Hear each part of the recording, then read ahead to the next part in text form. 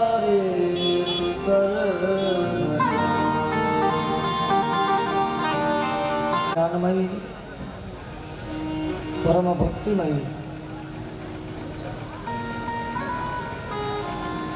ચાલી રહેલી શ્રીમદ ભાગવત કથાની અંદર આજના આજ પંચમ દિવસ એટલે પાંચમા દિવસે કથાની શરૂઆત કરતા પહેલા આપ સૌના હૃદયની અંદર બિરાજમાન ભગવાન નંદ નંદન યશોદાનંદન ભગવાન ઠાકોરજીના ચરણોમાં નમસ્કાર કરીએ.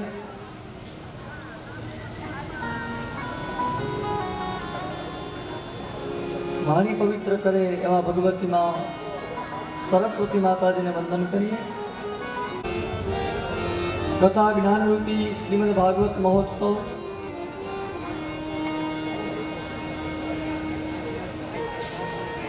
ભાગ્યોદયેન બહુજન્મ સમર્જિતેન.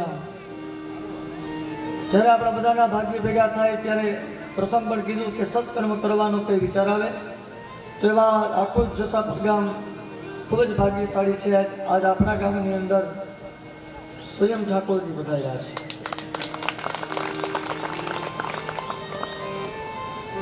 ગઈકાલની કથાની અંદર આપણે બધાએ ખૂબ જ મહોત્સવ કર્યો. સવારે વામન જન્મ, બપોરે રામ જન્મ અને ગઈકાલ સાંજે કૃષ્ણ જન્મ. ભગવાન નંદનંદન યશોદાનંદન ભગવાન કનૈયો ગઈકાલની કથાની અંદર આપણે બધાએ ભગવાનનો જન્મ થયો એ કથા સાંભળી.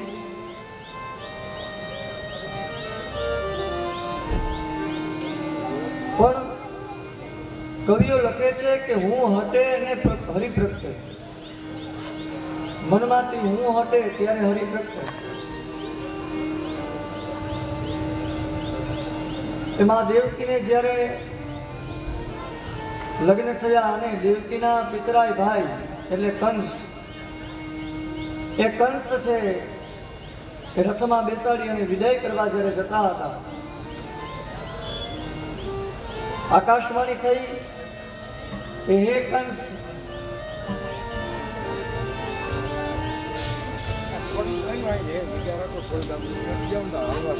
તમને પગ લાગે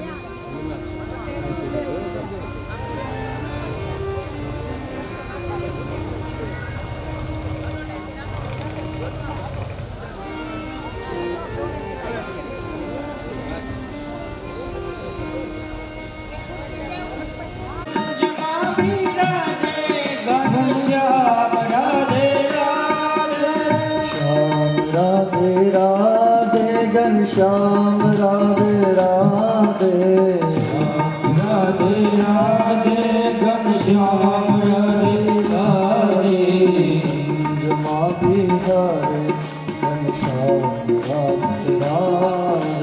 कुंजमा बिराजे घनश्याम राधे राधे जमा बिराजे घनश्याम राधे राधे बिराजे घनश्याम राधे राधे.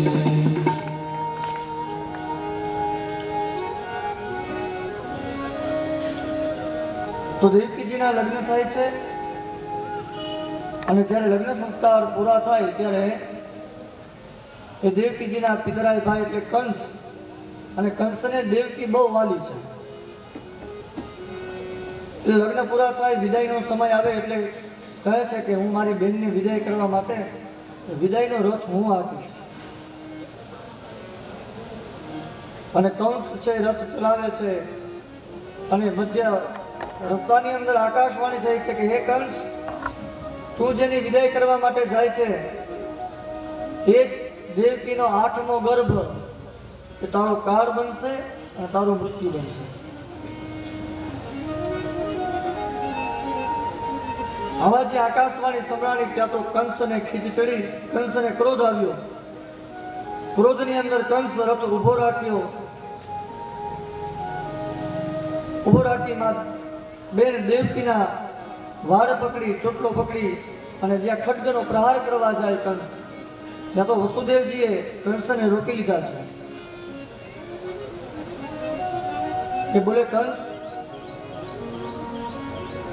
આ તારી બેન છે, તું હમણાં જ કહેતો હતો કે મને મારી બેન બહુ વાલી છે. આજે એનો વિદાયનો પ્રસંગ છે અને તું હવે એને મારવા માટે જાય છે. તે આકાશવાણી બરોબર સાંભળી નથી.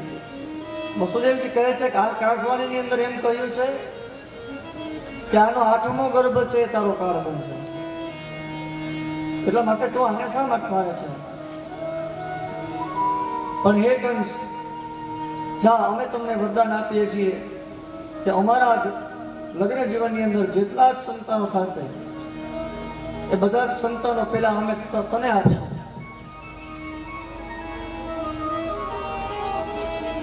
અને આ પ્રમાણે કંસ શરત મૂકી એટલે કંસના હૃદયની અંદર જરાક રામ રહ્યા. અને કંસે કીધું કે કઈ વાંધો નહીં. અને વિચાર આવ્યો કે મને તો 8મો ગર્ભ મારશે ને, અને જેટલા જ સંતાનો થશે એટલા બધા કંસને શરત કરી કે તમે મને આપી દેજો તો હું બધા જ સંતાન મારી નાખીશ. અને નાનું બાળક તો એ તો મારું શું કરી શકે? એ તો મોટો થાય પછી મને મારે, પણ જો હું એને મોટો જ ન થવા દઉં.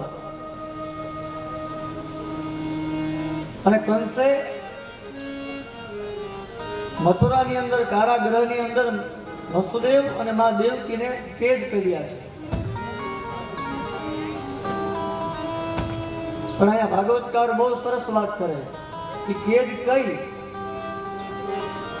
કારુગ્રહ કયું? તો જેલના સરિયા હોય, ચારે બાજુ દિવાલ હોય, એને જ જેલ કહેવાય, એને જ કારુગ્રહ કહેવાય. પણ ભાગવત કથાકાર અહીંયા એમ કહે છે કે કંસના કારાગ્રહ એટલે કંસના મનથી બધું જે વાતાવરણ છે એ બધું જ મનમાં છે કંસને. કારાગૃહ એટલે કોઈ જેલ કે દિવાલની વાત નથી, પણ એ કારાગૃહ કે મનની અંદર મથુરામાં શું ચાલે છે બધું જ કંસને ખબર છે. એ જેલની વાત છે, મનરૂપી જેલ. કોઈ પણ નિર્ણય લેવો હોય તો પેલા કંસને પૂછો. તો કારાગૃહમાં પૂર્યા અને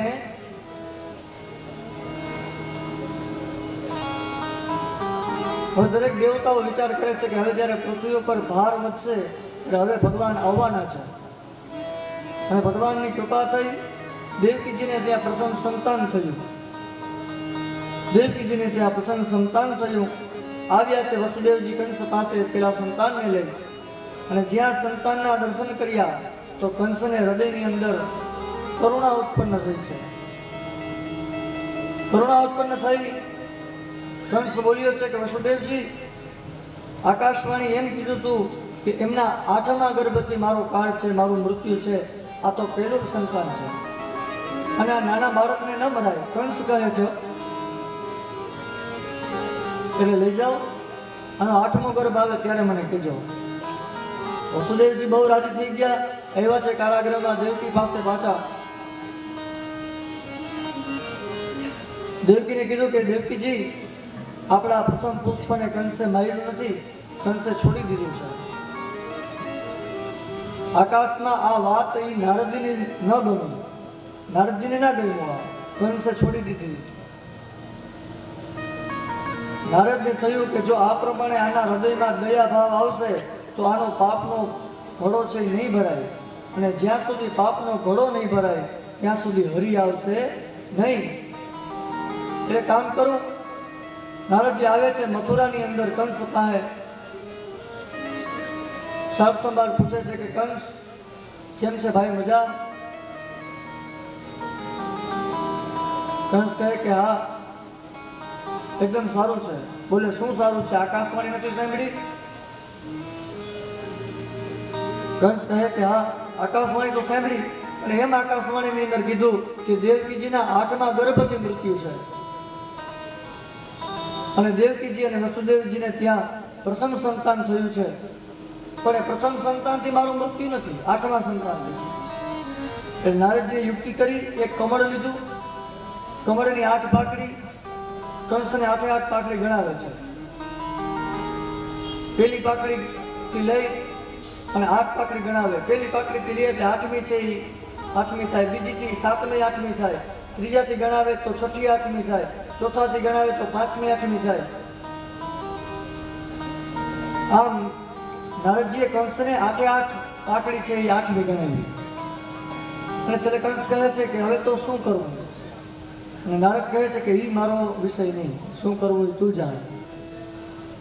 નારદ કહે કે જો આને કહી દઉં તો એ પાપમાંથી બળ, એ પાપ મને પણ લાગે. અને કંસ નારદજીનું આવું સાંભળી અને કંસ જાય છે કારાગૃહની અંદર. વસુદેવ અને દેવકીને ત્યાં પ્રથમ સંતાન થયું. એ કંસે પોતાના હાથમાં લઈ અને જ્યાં ચક્કર ફેરવી અને જ્યાં શિલા હતી દેવકીજીની બાજુમાં, એ શિલામાં બાળકને પછાડ્યું અને બાળકનું મૃત્યુ થયું. આવા દ્રશ્યમાં દેવકીએ જોયા. દેવકીએ પણ પોતાના માથા એ દિવાલમાં પછાડ્યા છે.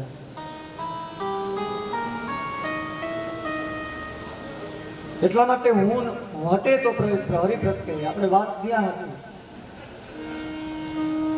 અભિમાન જ્યારે દૂર થાય મનમાંથી ત્યારે ભગવાન તારે, અથવા ધર્મ સંસ્થાપનાર્થાય સંભવામી યુગે યુગે. અધર્મનું આચરણ જ્યારે પૃથ્વી ઉપર વધે, પાપનો ઘડો ભરાય, ત્યારે ભગવાન આવે અને આવે. પછી એવું નક્કી નથી કે 4 હાથમાં શંખ, ચક્ર, ગદા અને પદ્મ હોય તો જ ભગવાન હોય. એ કોઈના કોઈ રૂપની અંદર ભગવાન આવે અને આવે જ છે. શાસ્ત્ર તો એમ બતાવે છે કે મારા તમારા જીવનમાં એક વખત મને તમને ભગવાન દર્શન આપે છે, પણ કયા રૂપમાં આવી અને ક્યારે વયા જાય છે એ આપણે ખબર નથી. અને એ ઓળખવાની દ્રષ્ટિ નથી આપણે. કોઈના કોઈ સ્વરૂપમાં ભગવાન મને તમને દર્શન આપે.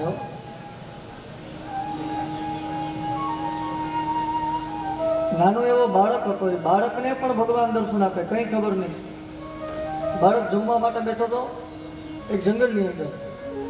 એટલે ત્યાંથી એક આશ્રમમાં ઋષિઓ હતા, તો ત્યાંથી પસાર થયા. એટલે પેલો છોકરો હતો એ બ્રાહ્મણ હતો, એનું નામ અઢિયો બ્રાહ્મણ. એ અઢિયો બ્રાહ્મણ છે, એનું બીજું કામ નહીં, એ જમવામાં જ સમજે. જેટલું હોય એટલું જમી લઈએ, જેટલું હોય એટલું જમી લઈએ. કાયમ 2 શેર જમવાનું જોઈએ, એટલે એનું નામ અઢિયો બ્રાહ્મણ. એટલે સંતે પેલા એ અઢિયા બ્રાહ્મણને કીધું કે તું એક કામ કર, મારા આશ્રમમાં આવ અને મારા આશ્રમમાં સેવા ચાકરી કર, અમારા ભેગો રહે.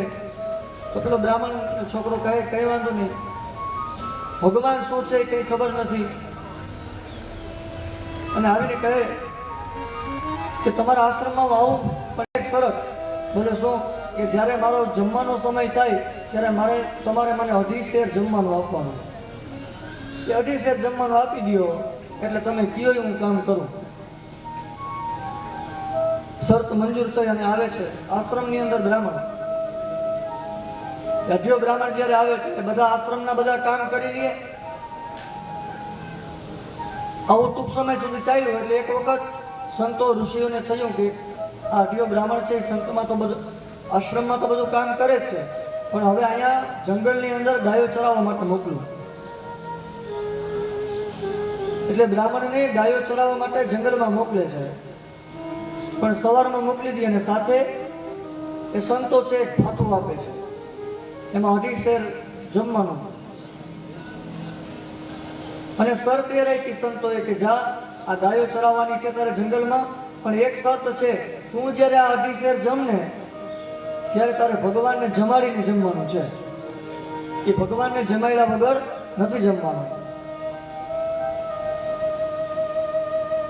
હવે આ બધું થયું એવું કે જંગલની અંદર આ અઢિયો બ્રાહ્મણ ગાયોને લઈને આવ્યો. બપોરનો સમય થયો, ગાયો પણ ઘાસ કરે છે. હવે બપોરનો સમય, જમવાનો સમય થઈ ગયો. એટલે 2.5 શેર જે ગુરુજીએ સંતોએ આપ્યું હતું જમવાનું એ ખોલ્યું. અને પેલા ગુરુજીએ કીધું તો એ વાત યાદ આવી સંતોએ. કેમ કીધું તું પેલા ભગવાનને જમાડીને જમજે. એટલે આ અઢિયા બ્રાહ્મણને બીજી તો શું ખબર હોય, એ મોટી રાડ પાડી, હે મારા ગુરુજીના ભગવાન આવી અને જમી જા. અને આ અવાજ છે એ ભગવાન રામને સમજાનો. અને ભગવાને ગીતાજીમાં અહમ ભક્ત પરાધીના, ભક્ત બોલાવે એટલે ભગવાન આવે. આવ્યા રામ ભગવાન એ અઢિયા બ્રાહ્મણ પાસે જેટલું જમવાનું હતું એ બધું જ ભગવાન પ્રસાદ લઈ ગયા, બધું જ કઈ રહેવા ના દીધું. પેલો અઢિયો બ્રાહ્મણ શાંત થઈ ભૂખો આખો દિવસનો આવ્યો ગુરુજી પાસે. ગુરુજી તમારા ભગવાન તો કેવા છે, બધું મારી પાસે જમી ગયા, જેટલું તમે આપ્યું તો એ બધું જમી ગયા, હું તો એકદમ ભૂખો રહ્યો. ગુરુજીને એમ થયું કે આ બિચારો ભોળો છે એટલે આને શું ખબર હોય, આવું કંઈક નક્કી બીજું કંઈક થયું હશે, ભગવાન થોડા આવે, અને વધારે ખાવું હશે એટલે આવું કર્યું હશે. એટલે કીધું કે કાલે મને 5 શેર જમવાનું આપજો, 2.5 શેર તમારા ભગવાનનું અને 2.5 શેર મારું. બીજો દિવસ તો બપોર થયો, સવાર થઈ, ગાયો ચરાવવા માટે જાય છે, બપોરનો સમય છે, જમવાનો સમય. ભરિયાની રાડ પાડી કે હે મારા ગુરુજીના ભગવાન આવો જમવા.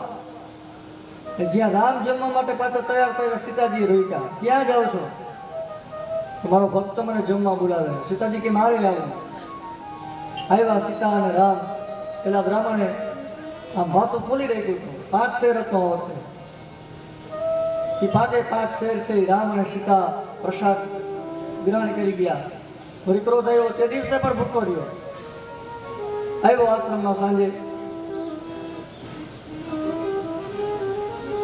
બોલે ગુરુજી તમારા આ ભગવાન તો કેવા છે, એક દી એક આવે, એક દી 2 આવે, એને ના પાડી દેજો, મારા હવે જમવાનું વધતું જ નથી, 2 દિવસથી ભૂખો છું.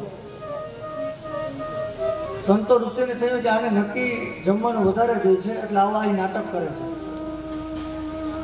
એટલે કઈ વાંધો નહીં, કાલે તું ડબલ લઈ જાજે, 10 શેર લઈ જાજે. 10 શેર જમવાનું આપ્યું. અને હવે ગુરુજી ધીમે ધીમે શું જંગલમાં થાય છે,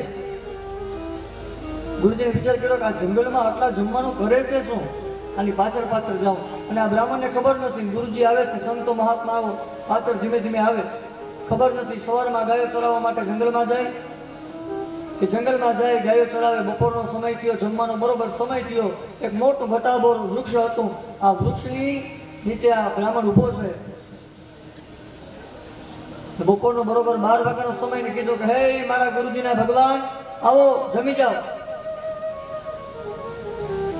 રામ ને સીતા જ્યારે જમવા માટે તૈયાર થયા તો આવ્યા ભરતજી, લક્ષ્મણજી, હનુમાનજી. તમે ક્યાં જાઓ છો બધા? આ 2 દીથી અમે જોઈ છે, અમારા ભક્તો મને પ્રસાદી લેવા બોલાવે, જવું પડે. બધા કે અમારે આવવું છે. ભગવાન કે હાલો. અને રામ, લક્ષ્મણ, સીતાજી, હનુમાનજી મહારાજ આવે છે બધા. અને પ્રત્યક્ષ કે પેલા અઢિયા બ્રાહ્મણના હાથેથી પ્રસાદ ગ્રહણ કરે. અને આ દ્રષ્ટિ જ્યારે ગુરુજીએ પાછળ છુપાઈને જોયું ને, પછી તો એ ગુરુજી આવી અને અઢિયા બ્રાહ્મણના પગમાં પડી ગયા. એવું નથી સાહેબ, હોશિયારી હોય તો જ ભગવાન મળે. બુદ્ધિથી ભગવાન મને તમને ક્યારે નહીં મળે. બુદ્ધિથી ભગવાનને ગોતવા જશો તો ભગવાન નહીં મળે, નહીં મળે અને નહીં મળે. આ 3 દિવસ સુધી હું આજ 5મો દિવસ છે કથાનો, કે જે વાત હું 3 વખત કરું. શું કામ કે 3 છે ને એ પૂર્ણાંક છે.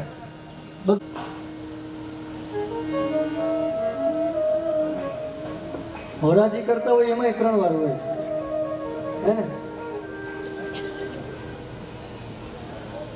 1, 2 ને એ 3 વખત. નિશમ્ય ભૃગુનંદન સાધુવાદ વૈયાસકી સભગવાન વિષ્ણુરકં.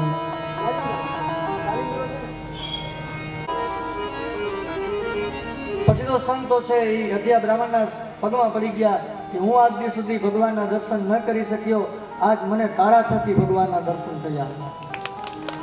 એટલે એવો કોઈ ગુરુ, એવો કોઈ સ્નેહી રાખો કે જીવનમાં વિડંબણા મળે ત્યારે કોઈ એવો એક વ્યક્તિ રાખો કે એની પાસે વાત થઈ જાય. એકલા જીવનમાં મૂંઝાય જ રાખશો આપણે બધા. પણ એવી કે આ જીવનમાં સમસ્યા આવી જાય ને, એ સમસ્યા મા બાપની ન કહી શકાય, ન કોઈને કહી શકાય, પણ એક જીવનમાં એવો વ્યક્તિ રાખજો, એ તમારી સમસ્યા તમે આપશો ને, એ સમસ્યાનો એ ઉકેલ કરી દેશે. છે હારા હારા કામમાં તમારી મીઠી મારી અને તમારી આગળ થઈ જાય. અને જ્યારે દુઃખ આવે, વિપત્તિ આવે ત્યારે એને ગોતવા જાઓ તોય તમને જવાબ ના દે. આ મિત્ર નકામો.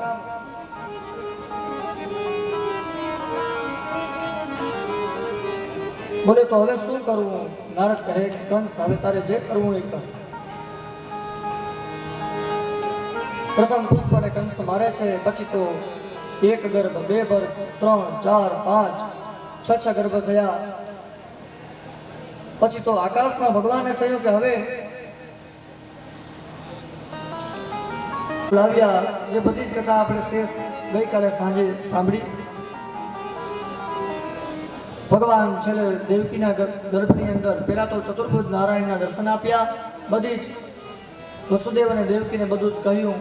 મારો જન્મ થાય ત્યારે હે વસુદેવજી, હે પિતાજી, તમે એક મને ટોપલામાં પધરાવી અને ગોકુળની અંદર નંદ બાવાને ત્યાં આપ મને પધરાવજો.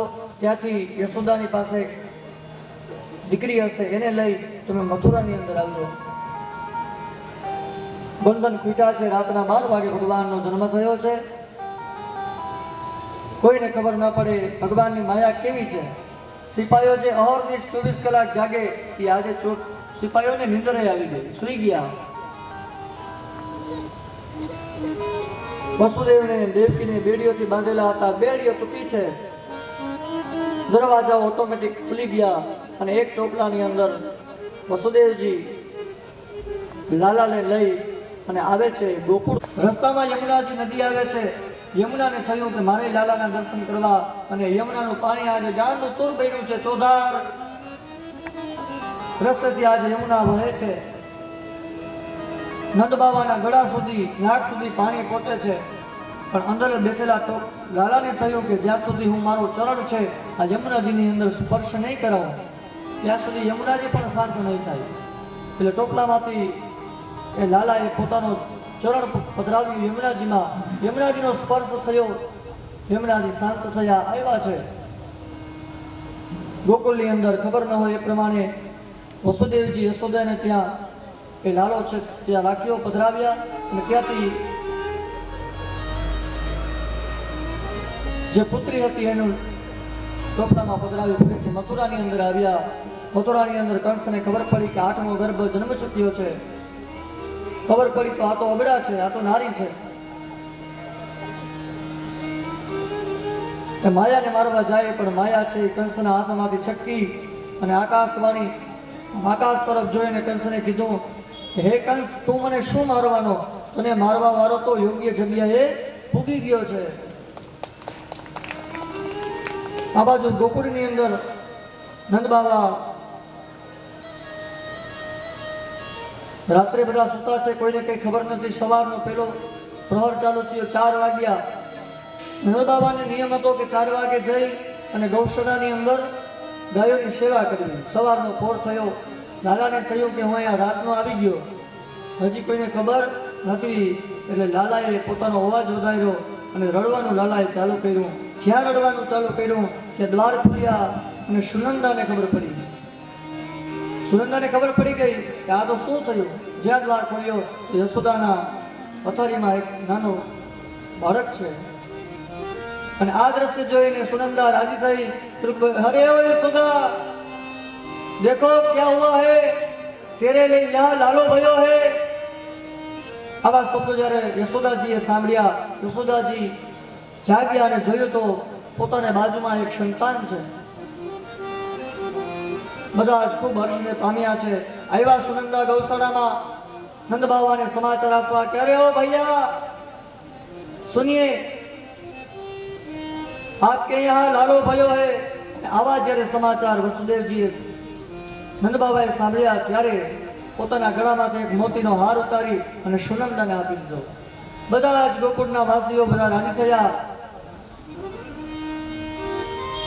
ઘરે ઘરે બધાને નંદ બાબાએ કહ્યું કે બધા ગોકુળ વાસીઓને બોલાવો અને ભગવાનનો જન્મની વધાઈ આપવા માટે થઈ દરેક ગોકુળ વાસીઓ આવે છે. જન્મ ઉત્સવ થાય છે. ભગવાનનો જન્મ 8મે દી રાતના થયો અને નંદ ઉત્સવ 9ના દિવસે સવારે થયો છે ગોકુળની અંદર. આપણે પણ ગઈકાલ કથાની અંદર નંદ ઉત્સવ થયો, ભગવાન કનૈયાનો જન્મ થયો. ને અત્યારે એક રાત્રિ પૂરી થઈ, સવારનો સમય છે. અને જેમ ગોકુળની અંદર બધા જ લોકો 9ને દિવસે સવારે દરેક લોકો આનંદ કરે છે. કોઈ અબીલ ઉડાડે, કોઈ ગુલાલ ઉડાડે, એ જ પ્રમાણે આવો આપણે પણ બધા બે હાથ જોડી તાળીઓ પાડી અને ભગવાન આવ્યા છે 2 મિનિટ જગ્યાએ ઊભા થઈ અને ભગવાનનું સ્વાગત કરીએ. ઘોડા પાલકી જય કનૈયા લાલ કી, હાથી ઘોડા પાલકી જય કનૈયા લાલ માયા ને વાદળો માયાને વાદળો માટ્યા, માયાને વાદળો માટ્યા.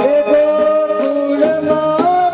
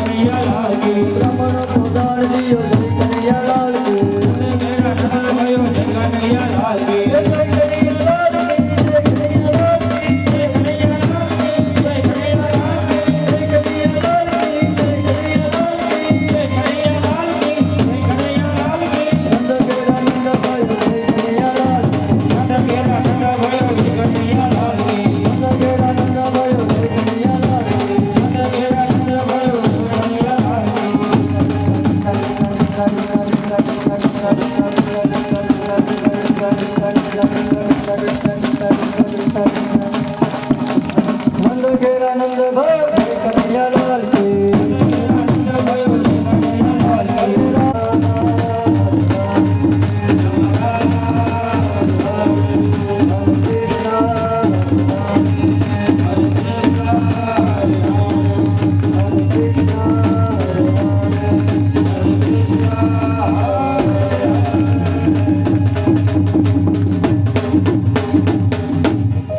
હાજરે સગતામણા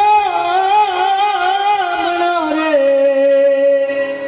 એ હાલો ગોકુળ ગામના આજે વધામણા રે ગોકુળ ગામના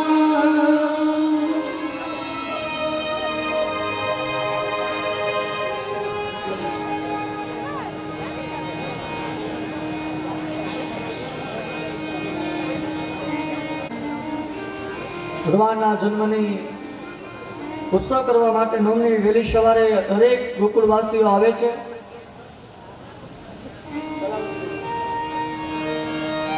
અને બધા જ આપે, કોઈ અબીલ ઉડાડે, કોઈ ગલાલ ઉડાડે, અને બધા જ આજ ગોકુળવાસીઓ અને નંદ બાબા બધાને કહે છે કે આજે મારે ત્યાં પુત્રનો જન્મ થયો છે, કે આખા ગામને આજે કોઈએ ઘરે ચૂલો ચાલુ કરવાનો નથી. આજે બધા આખા ગામે મારા ઘરે જમવાનું છે, પ્રસાદી મારા ઘરે લેવાની. એટલે આપણા ગામડામાં એક શબ્દ પડ્યો ધુવારા બંધ. એ ધુવારા બંધ શું કામ શબ્દ પડ્યો ખબર છે? કે બીજા કોઈના ઘરે ચૂલો કે ગેસ ચાલુ થવો ન જોઈએ, એટલા માટે ધુવારા બંધ. એવા અમારા રોહિતભાઈ પેલા દિવસે કીધું કે એક ગામની આજુબાજુમાં જેટલા ગામ હોય, જેને કથા સાંભળવી હોય, એ બધાએ કોઈના ઘરે ચૂલો ચાલુ ન થવો જોઈએ, બધાએ અહીંયા પ્રસાદી લેવાની છે.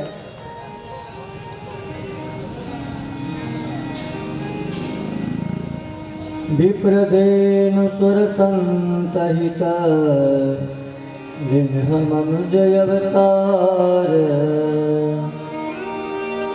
નિજ ઈચ્છા નિર્મિત તનો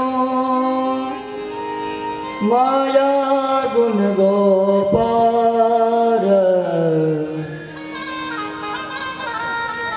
વિપ્રદેન સુર સંતહિત જમન જય અવતાર.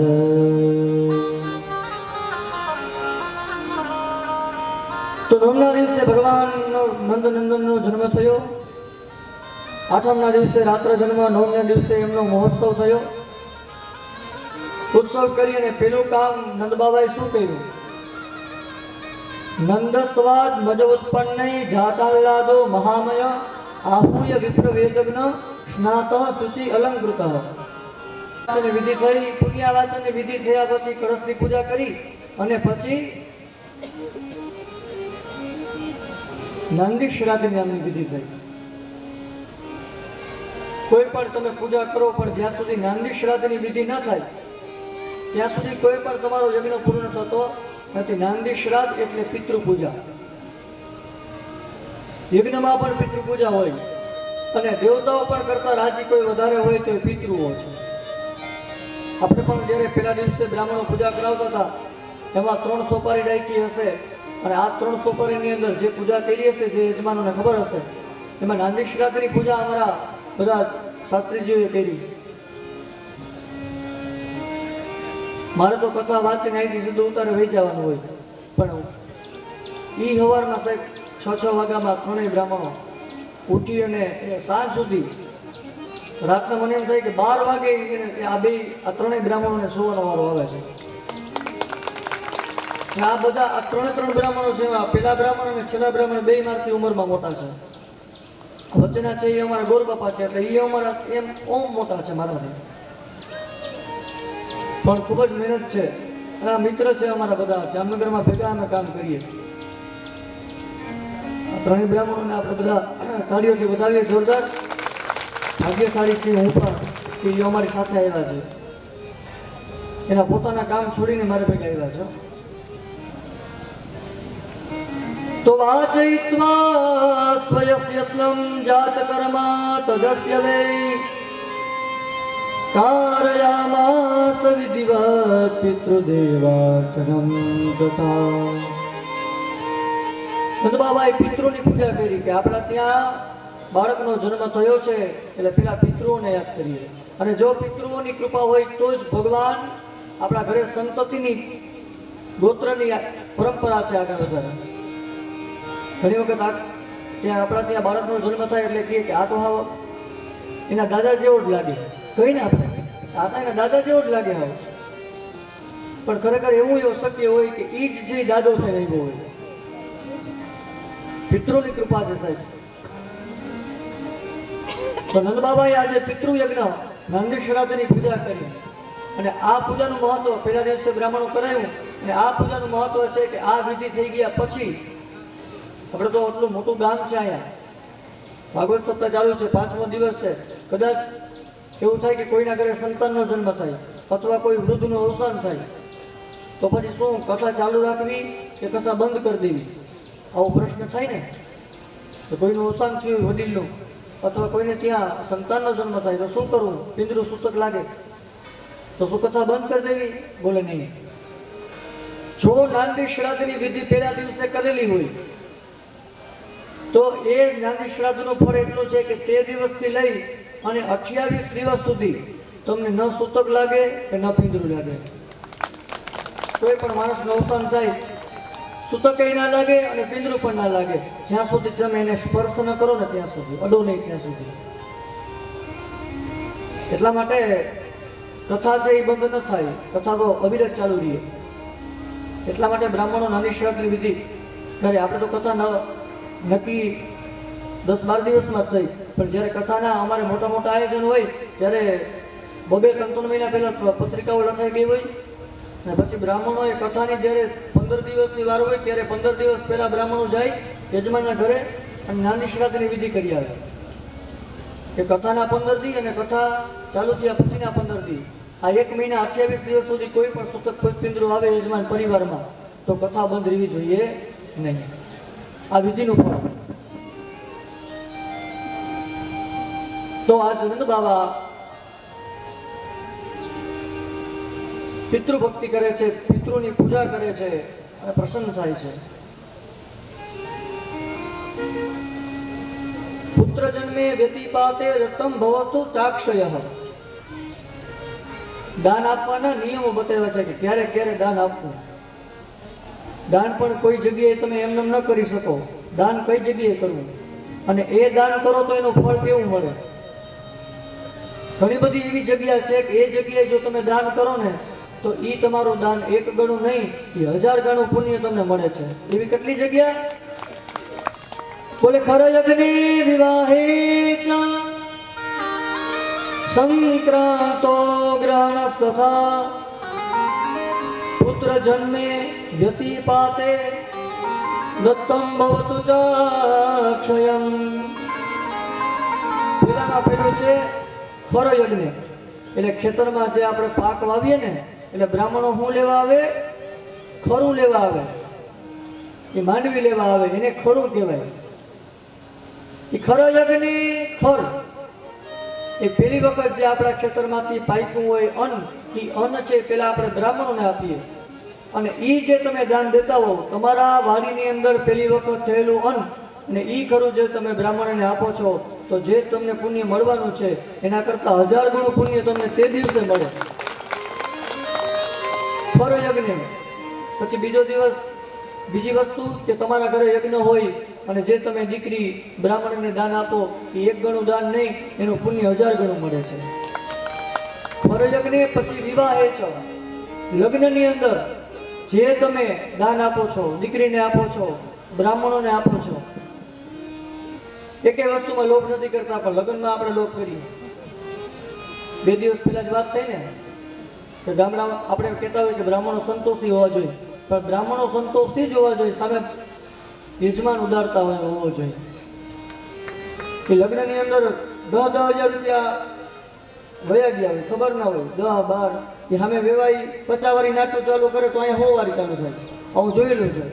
પણ જ્યારે બ્રાહ્મણને દેવાનો વારો આવે લગ્નમાં છેલ્લે, એટલે કોઈ ટીકા ટિપ્પણીની વાત નથી, પણ છેલ્લે એ 500 રૂપિયા લઈને ઉભા રહીએ હાલ્યો. પણ જે દીકરીના લગ્ન તમારા ઘરે બ્રાહ્મણ સાહેબ કેટલા ધક્કા થાય વિચાર કરો. તમે બોલાવો ગોળ કંકોત્રી લખવી આવજો તા, એટલે ગોળ ઘરે તમારા ઘરે કંકોત્રી લખવા આવે. પછી કોઈ વળી કંઈક કામ પડે, કંઈક સમજાણું ના હોય એટલે વળી તમારી પાસે ફોન કરે, ગોરબાપા જરાક આવજો કરે, સમજાણું નથી, એટલે બીજો ધોકો થયો. પછી માંડવાથી હાજે બોલાવીએ, જો તો આ જગ્યા બરોબર છે ને ગોરબાપા, એટલે ત્રીજો ધોકો થયો. પછી સવારે માંડવો હોય તે દિવસે આવે, ચોથો ધોકો થયો.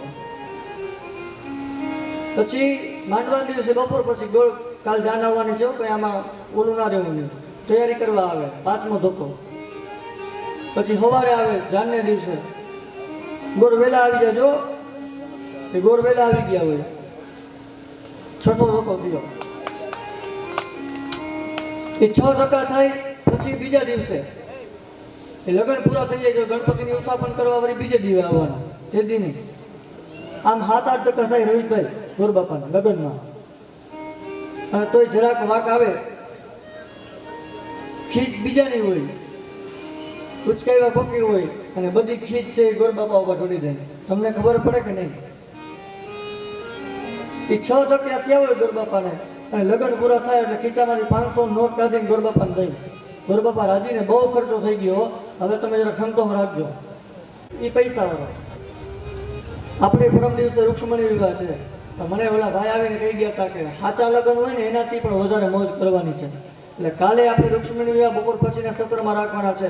બધાએ કાલે હજી અમુક આપણા પહેરવેશ નતા પહેર્યા બહેનોમાં ભાઈઓમાં, પણ કાલે રૂક્ષ્મણી વિવાહના દિવસે બધાએ ફરજિયાત એ તમારા જ વેશની અંદર આવવાનું છે.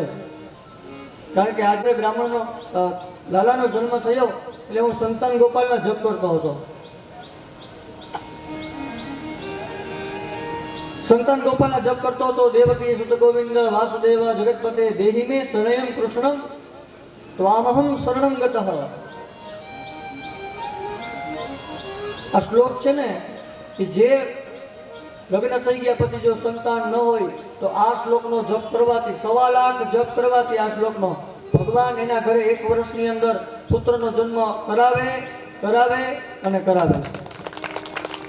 આ સંતાન ગોપાલ છે. દેવકી સુત ગોવિંદ, જેમ દેવકીનો પુત્ર ગોવિંદ, વાસુદેવ જગતપતે, તે જગતનો પતિ વાસુદેવ છે. દેહી મે આપો તનયમ, એટલે છોકરો કેવો? તો કે કૃષ્ણમ, કૃષ્ણ જેવો.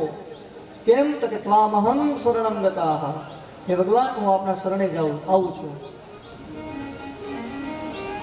તો બ્રાહ્મણ આવ્યા કે બાબા સંતાન ગોપાલનો જપ કરતો હતો અને તમારા ઘરે લાલાનો જન્મ થયો એટલે મારા જપ સફળ થયા છે. બધા આવે છે. એટલે નંદબાબાએ 1000 ગાયનું દાન આપ્યું બ્રાહ્મણને. હવે બ્રાહ્મણ આવ્યા છે, ગાયો 1000 લઈને, પણ 1000 ગાયો બાંધવી ક્યાં? ઘર નાનું હતું એટલે કામ કર્યું, થોડીક ગાયો એની ફરિયામાં બાંધી, થોડીક ગાયો ઓસરીમાં બાંધી, અને થોડીક ગાયો હતી એ પોતાના ઘરમાં બાંધી. ક્યાંય પગ મૂકવાનો જગ્યા નહીં, બધી જગ્યાએ ગાયું. પણ ગોરબાપા બારે ઉભા ડેલીમાં, અંદર જવાય તો ગાયું ગાયું બધી જગ્યાએ. આટલી દાનમાં આપી દીધી. ગોરાણીમાં પાણી ભરવા ગયા હતા. પાણી ભરવા ગઈને બિયાને ગોરાણીમાં જ્યારે આવ્યા ને, જ્યારે આમ દરવાજો ખોલ્યો એટલે બીજું કંઈ ના દેખાણું, બધી જગ્યાએ ગાયું જ દેખાણી. ગોરાણીમાં કીધું કે સાંભળો, આ બધું શું છે? આટલી ગાયો? તો કે બોલે હા, આ નંદ બાબાએ આપણે દાનમાં આપી છે. ગોરાણીમાં કીધું કે આટલી ગાયો, પણ પછી આ ગાયું રહે કે આપણે? પેલા ભૂદેવ ગોરાણીમાને કહે શાંત રહો, આમાંથી થોડીક ગાયો આપણે તારા ભાઈને આપવાની છે. આમ જ્યાં કીધું ગોરાણીમાં શાંત થઈ ગયા. મારા ભાઈને આપવાની તો ભલે આવી. અને લગ્ન થઈ જાય તો એ ભાવ બહુ વાલો હોય, અને હોવો જ જોઈએ. ભાઈ અને બેનનો જે પ્રેમ છે, રક્ષાબંધનનો દિવસ હોય અને બેન છે એ ભાઈને રાખડી બાંધે, તો ભાઈ બહેનનો પ્રેમ એકતા બતાવીને પછી તો પ્રત્યેક લોકો હવે કનૈયાના લાલાના દર્શન કરવા માટે થઈ અને ચાય કરીને માં યશોદાના ઘરે આવે છે અને બધા વધામણી આપવામાં આવે છે. કોઈ એમ કહે કે માં તમારું હું ફળિયું વારી નાખું, કોઈ એમ કહે કે માં હું આમ કામ કરી દઉં, એ કામ કરવાના બહાને લાલાના દર્શન કરવા માટે આવે અને બધા વધામણી આપે છે. છુમ છુમ બાજે ઘૂંઘરિયા सब दिखलावे काना मेरे घर आए आए मेरे घर आए. છુપ છુપ બાજ ઘૂંઘરિયા સબ દિખલાવે કાના મેરે ઘર આए કાના મેરે ઘર આए. रेन अंधेरी चंद्र स्वरूपी आ गए अंधेरी चंद्र स्वरूपी आ गए. मात यशोदा और सखियन को भागे मात यशोदा और सखियन को भागे. कांधे खाली कामलिया मुखमल गावे ताना नयन चाहते आए मेरे घर आए. नयन चाहते आए मेरे घर आए. श्रावण वद्या थमनी रे सुहावनी सुहावनी. श्रावण वद्या ठमनी रे सुहावनी सुहावनी. आनंद मंगल गावे सब गज गामिनी गामिनी. आनंद मंगल गावे सब गज गामिनी गामिनी. झलमक बरसे मेहुलिया भक्त जन गुण तो गाए रंग उड़ाते आए मेरे घर आए. रंग उड़ाते आए मेरे घर आए. छुम छुम बाजे पायलिया सब दिखलावे काना मेरे घर आए काना मेरे घर आए. मेरे घर आए कान्हा मेरे घर आए. દરેક ગોપીઓ આવે છે, કોઈ ને કોઈ બહાને આવે અને કોઈ કહે કે માં તને આમ કર દઉં, માં તને આમ કર દઉં. આજે નંદનનો જ્યારે જન્મ થયો, મથુરાની અંદર આવ્યા છે, ગોકુળની અંદર, અને હવે આકાશમાં લક્ષ્મીજીને થયું કે હવે મારે પણ જવું છે. અને લક્ષ્મીજી છે એ આવે છે યશોદાને ત્યાં અને કહે છે કે માં તને કંઈ પાણી બાણી ભરી દઉં, તું કે તો આ કર દઉં આ કર દઉં. મારી તારી કેટલા હે જન્મની કમાણી રે હે નંદરાણી તારા હે જીઆંગણાજી.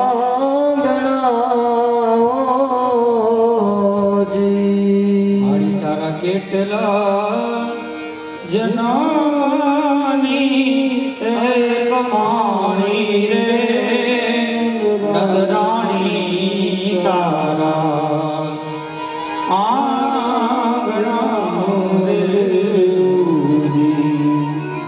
એ સ્વયં લક્ષ્મીજી આવે છે એમને ત્યાં ભગવાન નંદનંદનના દર્શન કરવા. સમય વીતી ગયો. આઠમની રાતે ભગવાન કૃષ્ણ આવ્યા. સવારે નવમના દિવસે ઉત્સવ ઉજવાયો અને હવે બારસનો દિવસ આવ્યો છે. બારસનો દિવસ આવ્યો એટલે કૈલાસની અંદર શિવજીને થયું કે મારે દર્શન કરવા જવું છે. શિવજીને દર્શન કરવા માટેની ઈચ્છા થઈ.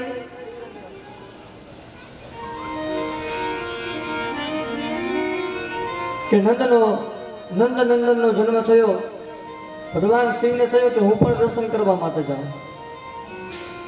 અને જ્યારે જ્યારે ભગવાનના જન્મ થાય અને શિવજી દર્શન ન કર્યા હોય એવું એક વખત બન્યું નથી. કૈલાસમાંથી ભગવાન એક સંતનું રૂપ લઈ, એક જ્યોતિષીનું રૂપ લઈ, મોટી મોટી જટાઓ છે, મોટા મોટા જટાઓ લઈ, ગળામાં સર્પ છે, આવું સ્વરૂપ ભગવાન શિવનું આવે છે ગોકુળની ગલીઓમાં. અને કોઈને પૂછે છે કે અહીંયા નંદબાબા અને યશોદાજીનું ઘર કઈ જગ્યાએ છે? અને આવું જ્યારે ગોકુળમાં પૂછે એટલે બધાને આનંદ થાય કે નક્કી કોઈ મહેમાન વધામણી દેવા માટે આવ્યું હશે. એટલે બે ત્રણ ગોપીઓ હતી, કહેવા લાગી કે જો સામે બે મોટા મોટા વૃક્ષ દેખાય છે, એ વૃક્ષ છે ને એ જ નંદબાબાનું ઘર છે. નંદબાબાના ફળિયામાં બે મોટા મોટા વૃક્ષ છે. આવ્યા છે એ રસ્તામાં ભગવાન મહાદેવ આવે છે, પણ પૂછ્યું કે તમારે શું કામ છે, તમે ત્યાં કેમ જાઓ છો? બોલે હું જ્યોતિષી છું. તો સ્ત્રીઓને મનની અંદર આકર્ષા હોય કે જ્યોતિષ તો અમારા લાલાનો જન્મ થયો છે ત્યાં, તો તમે જ્યોતિષ જોઈ દેશો? બોલે હા, હું તો એ જ કામ કરું જ્યોતિષનું. આવો જ્યોતિષ જોવાનું કામ કરવા માટે ભગવાન મહાદેવ આવે છે. અને કવિએ બહુ સરસ લખ્યું, ઊંચે ઊંચે મંદિર તેરે ऊंचा है तेरा ओ कैलाश वाले भोलेनाथ बाबा, हम करते हैं तुझे प्रणाम. ये नगर में जोगी आया, यशोदा के घर आया, ये आके अलग जगाया, हो सबसे बड़ा है तेरा नाम भोलेनाथ भोलेनाथ भोलेनाथ भोलेनाथ भोलेनाथ भोलेनाथ.